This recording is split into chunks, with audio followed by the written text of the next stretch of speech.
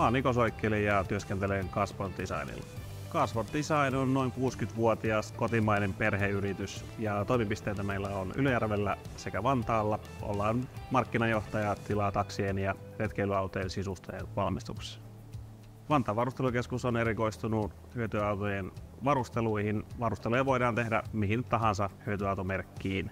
Meillä on käytössä sertifioidut laatu- ja ympäristöjärjestelmät. Me toimitaan Suomessa ruotsalaisen Worksystemin maahantuojana.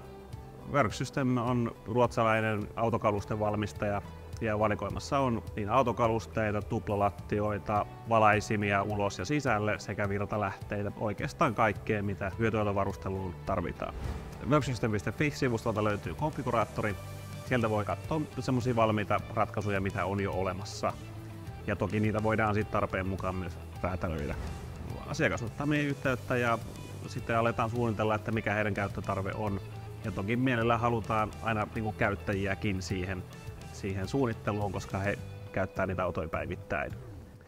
Eli Avantille tehtiin huoltoautoja ja autosta löytyy kirkas- ja jäteöljyjärjestelmä, painelmajärjestelmä, runsaasti säilytystilaa niin varaosille kuin työkaluillekin sekä tietenkin kattava valaistus niin sisäpuolella kuin ulkopuolellakin. Ja autoissa on lisäksi tietenkin kevyt eristys ja 5 kW ilmalämmittimet. Autot suunniteltiin Ylöjärvellä Avantin tiloissa.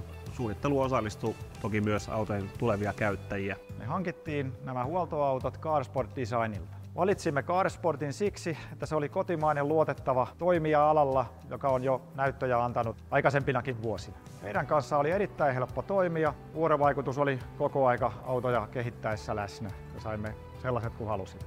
Huoltoautolla pääsemme asiakkaan luokse, pystymme hoitamaan huollon siellä paikan päällä. Carsportin kanssa yhteistyö toimi hienosti.